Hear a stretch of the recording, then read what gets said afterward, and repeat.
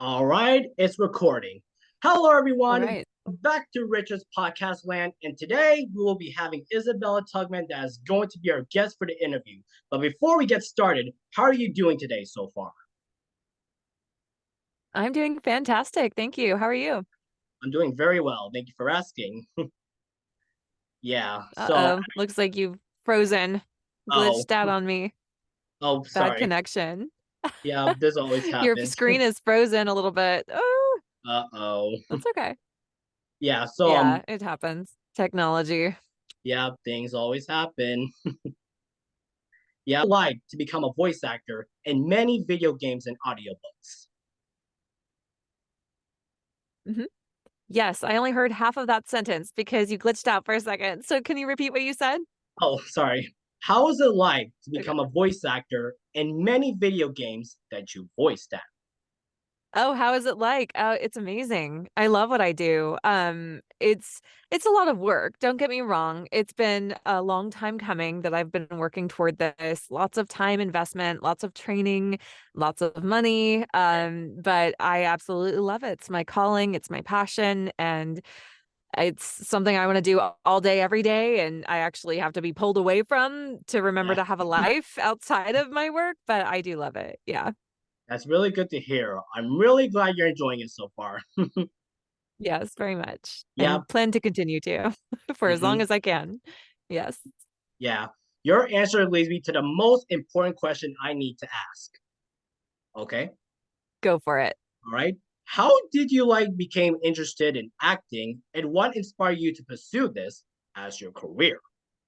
Wow. Well, I wanted to be an actor since I can remember. Like my Okay, earliest memories at like 3 years old, 4 years old, I knew I wanted to be an actor. I just would watch cartoons, I would watch movies, and I was so inspired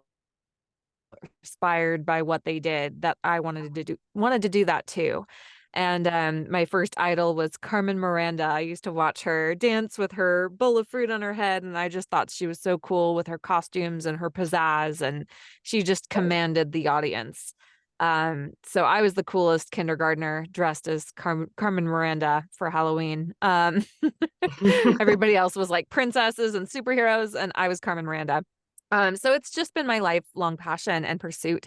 And yeah, I mean, I just tried every opportunity I could get to be involved in theater and performances of any genre, film, voice okay. acting. And it's just evolved to me being a full-time voice actor. This is just Hmm. where life took me, but I'm happy. So Yeah, it's good. Been a I see. journey. Yeah. Hmm. Wait, speaking when you mentioned theater, do you have a favorite role that you play at your local theater that you perform in front of an audience? Sure. One of my favorite performances was Okay. playing Fantine in Les Miserables or Les Mis, Oh, French. Yeah. So that's like an epic, dramatic role. And it was just really fun. I enjoyed playing Fantine, but I've had many favorites. It's hard to pick just one. I've been Tup Tim in The King and I, which is another one of my classic favorite musicals. I was okay. in Little Shop of Horrors, which is another one of my favorite musicals. I've done tons and tons of things. Gosh, and of course I'm drawing a blank right this second, but I love it. I love performance in every capacity. Yeah, that's really good to hear. I'm really glad you're enjoying performing in front of an audience. There are some people that are kind of nervous in their styling because they're not really comfortable in performing in front of people. Whenever they practice and learn that people are there to support them, they will always have the joy no matter what. Yeah. Yeah, true. Yeah, it's a rush. It's exhilarating. I mean, there those nerves fire when you're about to go on stage, but I find it exhilarating and exciting, and it's a rush, unlike anything else really to perform live on stage. Yeah. And it's an amazing feeling, so I love it. Mhm. Yeah, true.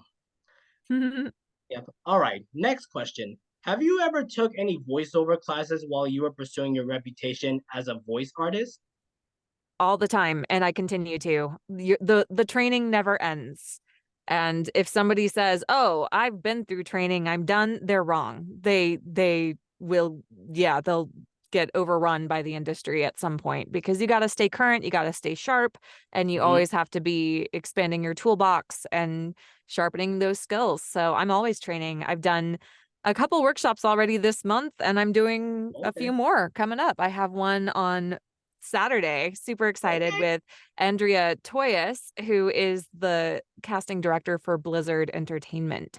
She Oh. cast for Diablo 4 and a lot of other really super cool projects. So I'm really excited about that workshop coming up. And I've been doing earlier this month, I did one with Anna Chan from Simon and Schuster, which was incredible. I have one coming up with Benjamin Edwards of Blackstone Mhm. Publishing. So I am constantly training. And those are also with PJ Auckland, who's another incredible audiobook narrator and coach.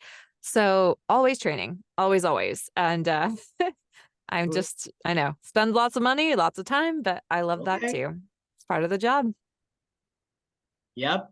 That's really good to hear you're enjoying a lot of voiceover workshops because most of them could be really expensive when you're trying to aim at that price, you know? It is expensive, but you grow as you go. And with any business, there's an investment. And I started small. I started on, budget gear and not having Okay. a lot of money and really looking for free resources and workout groups and networking and stuff because there are a lot of things you can do for free or inexpensively. Yeah. And then I would just save up, and then anytime money came in, I would reinvest it back into my business. And I kept doing that for years. And I still do. I still reinvest a lot of my money. I keep my overhead Okay. expenses low for my life. I drive an old car, it's cheap. And yeah, I just voiceover is my passion and my priority. So I throw the money at that. Yeah. And it comes back. It comes back. It's worth it. Yeah, it's true. Yeah. Yeah. Yeah. So my next question, which is connected to my previous one, how long did it took to make your first demo reel while you accomplished your acting skills? So demos, I don't recommend creating right away. Yeah. You need to be training and working a while. There's plenty of work you can do without needing a demo. I auditioned a lot before I ever made a demo, and I had work, and I did kind of I assembled my own kind of demo. You shouldn't really do that, not as like a real marketing effort, not to really get on rosters and stuff, but I had things that showcased what I could do that I created early on. And as I got better and got more insights about where I fit in this industry and what my go-to voices are, what people are hiring me for, then after, I want to say 5 years Hmm. is when I finally invested in my first demo. And they're not cheap, and you don't want to cheap out. You want a good demo producer. So I produced my commercial demo first with J. Michael Collins, who is an incredible demo producer and coach Hmm. and voice actor himself. Yep. They don't come cheap, those demos, but it's booked me a lot of work and continues to. And that is the ticket to the door to get agents, to get on rosters, et cetera, et cetera. And I'm still filling out my demo collection. I want to do a singing demo. I need to put together my animation demo. I need to assemble clips from things I've done to Hmm. create like live action demos. It's just, it never ends. Yeah. I'm always updating. I'm like, oh, I need a new this demo. But yep, that's my first one came in about 5 years in of working. Yep. Making a demo reel sure is really expensive. What It I is. do, yeah, what I kind of recommend for people is do not go to a recording studio until they're ready because making a demo reel is a big financial challenge, you It know? is. Yeah. But it's an investment. Again, this is a business. It's Yeah. something that you have to do at some point, but not until you're ready. And a good demo producer will tell you if you're not ready. Unfortunately, bad demo producers exist where they just want to take your money and they won't Yep. tell you if you're not ready. And then you're going to outgrow your demo really fast. And then that would have been wasted money. And if you're trying to put it out there, you want to put your best foot forward. So if you're showing it to people and it's not quite there yet, you're showing yourself as an amateur. And that's okay to be where you are, but you just need to train more. And, it takes time. That's all. Yep. That's a true point. And Yeah. everything you said is fact. Hmm. Yep. All right. Next question you might be interested in. You better get ready. Uh-oh. Yeah. Okay. How was it like to voice Psylocke from Marvel's card game Snap? Oh, that was so fun. I love Marvel. I've always been a huge fan of Marvel. And I always wanted to be in a Marvel production. So I was kind of amazed. I was like, "Oh my Yeah. gosh, they were kind of looking for voice matches of the people who worked in the films, played the characters in the movies and stuff." And I had a voice match close enough to Psylocke. So I got to Mhm. play her and it was super fun. That's a super popular game, super cool. I Yep. love that. I now share a credit with Samuel L. Jackson. Oh, Hello. him. Not that I ever met him or worked with him directly, but he voices in the game. And I'm like, I voice in that game. Yeah. So that was super fun. And yeah, it's just a lot of like battle and effort noises and Yep. battle, Psylocke, super fun. So yeah, if you play Marvel Snap, check it out, collect Yep. Psylocke and hear me be her. Yep. That's awesome. That's real. Yeah, that's really good to hear. Yeah. Yeah. Say, speaking of Marvel, do you have like a character that you liked the most before you were part of the Marvel franchise? You know, my favorites growing up were Storm and Gambit. Those are Oh, my favorite. I love like, oh, I'm thinking X-Men, which is, yeah, X-Men. That is yeah. Marvel. What am I thinking? Because Psylocke Hmm. is an X-Men. Yeah. Yeah, those are my favorite. Hmm. Yep. Yep. I heard they're also making an X-Men film, but I don't know what's gonna happen due to the strike. It's still happening, but It's just gonna be delayed. It'll yeah. happen. Everything's Yeah. just delayed until they settle with SAG-AFTRA. But it's important. We're trying to get our rights set on AI because AI is here and we need to make Hmm. sure that we're not taken advantage of and we get fair rates. Yep. Inflation is making things very expensive and we just want to be treated fair. So Yeah. AI is never a real art, and it should never will. Only actors are real art because of their talent. yeah, I think Yeah. AI has its place for like reading a newspaper, Hmm. conveying basic information, text to speech stuff. But when it comes to real connection and real acting, you can't replace a human. You just can't. Yeah. So, yeah, so for things that are storytelling, which is my passion, audiobooks, video Hmm. games, animation, you need a human to really be unpredictable and Hmm. connected and to interact in an authentic and honest human way. All right. That's not going anywhere. Yeah. Yep. Yep. That's your point. I have. All right. Here's the next question. Have you ever like been to Comic Cons watching the Q&A show with the voice actors of how they got their career in voiceover? I've never been to any of the Comic Cons. I would love Oh, to one of these days, but I know they're super awesome places yeah. to see the voice actors who've done iconic roles. I'd certainly be open to it. I just haven't yet.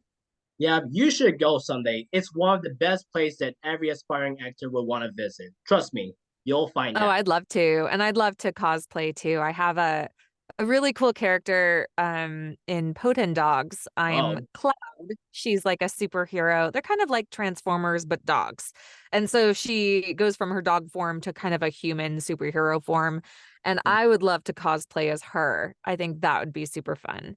yeah, And yeah, go to conventions or whatever. So that's coming out soon. Hopefully fall. We're in the fall later this yep, year. We'll see. Yeah, Potent Dogs. yep. Hopefully, we'll see what happens, but we'll find out if there's a Yeah. chance. Yeah. All right. My final question.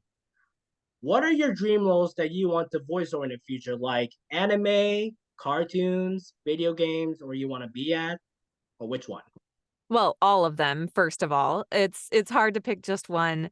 I would love to be in an impactful storytelling video game like The Last of Us, those cinematic scenes that are just Oh, heart-wrenching, that make you cry, that like are so connected and so incredible. I'd love to be in a game like that, The Last of Us, in a lead role, like Ellie. That would be awesome. Like another version of that. oh, And then okay. I'd love to voice like a Disney princess type thing or Pixar thing. I love to sing. So a musical animated role in a major motion picture would be another dream come true for me. Those are Yep. kind of my top two. Major video game with cinematic storytelling and a singing musical role in an animated film by Disney or Pixar or something akin to that. Yep. Those are really interesting dream roles you want to recommend for your future. If there's a Yeah, chance. Yep. manifesting it. That's what we're working on. So Yeah. thank you, universe, right? Yep. Yeah, but hopefully we'll see in the future if anything happens for your dream. We'll see. Hey, every day's a dream, to be honest. Yep. It's Every it's day. not about that end goal for me. It is the journey. I'm already so grateful for the things I've been able to do, and I get new opportunities all the time, and it's always exciting to see what's next. So I'm grateful. Yep. It sure is. Yeah. Yep. All right. That's it for this episode. Thank you so much for joining my podcast, Isabella. It really means a lot. I'm happy to. Yes, thank you for Yeah. having me. Yep. Do you have anything else to say before we end the interview? Just that, hey, I'm Izzy, Isabella Tugman. Find me on the internet. I'm Yep. at Izzy Voiceover on all social media. That's Twitter, TikTok, Facebook, Instagram, LinkedIn. I'm around. Connect, say hi. And yeah, hopefully I'll work with some of y'all in the future. Yeah. Well, I hope you have a great day. And remember, keep up the awesome work. All right. Take care, Thank Isabella. you. You Take care. too. Bye-bye. You too. Bye bye.